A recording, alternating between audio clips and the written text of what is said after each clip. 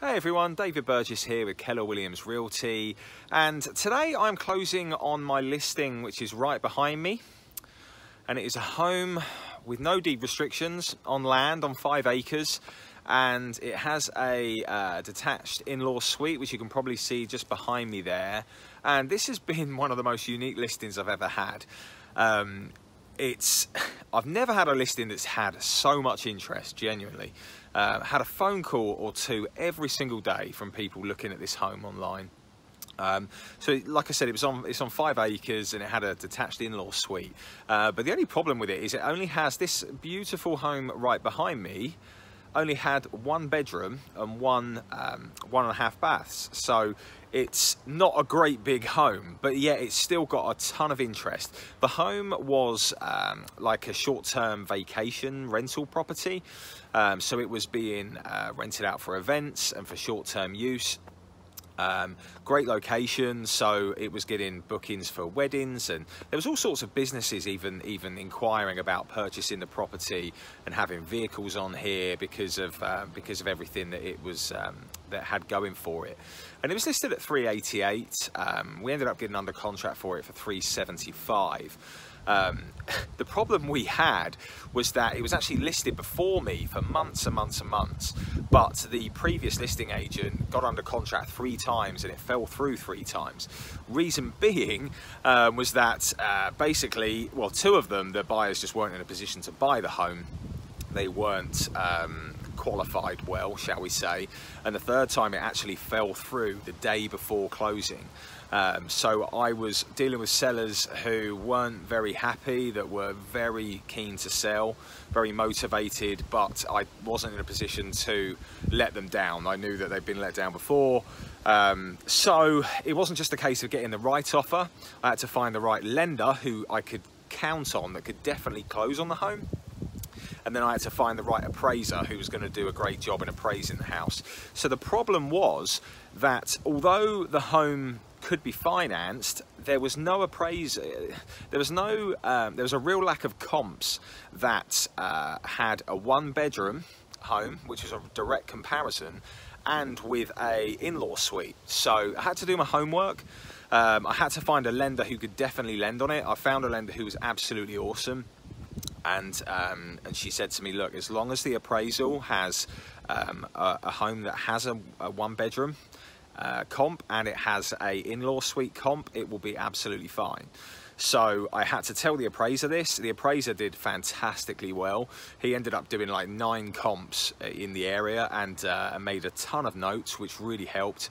And then it took a few days to pass the underwriter and the collateral review department, and finally it got signed off. And I am just about to go to the closing, and I've just taken my lockbox, and so I'm just about to leave this home for the last time. And like I said, it's very rare that I come away from a closing or a house where I'm, you know, in a way I didn't want this house to sell, because it had I had so many interested families, and people from all over the country were calling me wanting to know more about this house.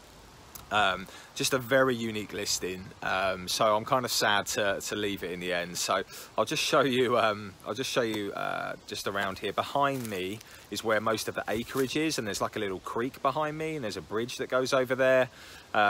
So about 3 acres are behind me, and then there's 2 acres over this way, and there's like a fenced in section here with another little creek and a bridge over it, and there used to be goats and animals, and this was called the farm, this place. So it had a lot of it had that real country feel, but it was in a great location and right off I-4. So yeah, it had the in-law suite. Absolute awesome home, it really was.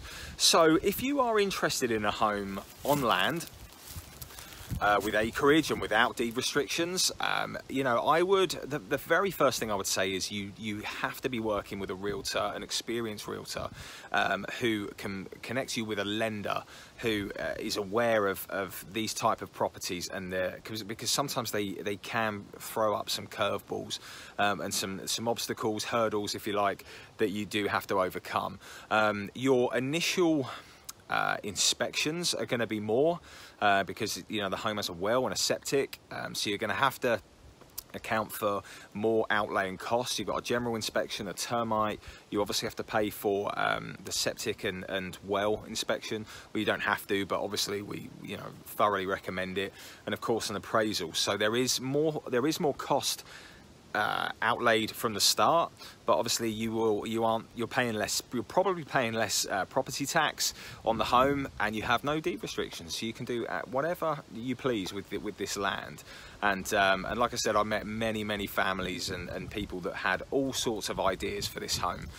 So listen, if you're interested in a home on land, a similar home to this, then just let me know. There's plenty of good, great homes out there. This one was a very unique one. I was very proud to list this home. I really was. Like I said, I've genuinely never had more people call me, and I held an open house, and I've never seen anything like it. There was so many people through the door, to the extent I couldn't speak to everyone. There was just people everywhere, cars, vehicles, just absolutely crazy. So yeah, the value in homes without HOA and CDD fees will always be there. It's just about the location and what you do to the home, how well you maintain it. So yeah, hope this was informative. As always, if I can be of any help, reach out to me. Email and phone number is below.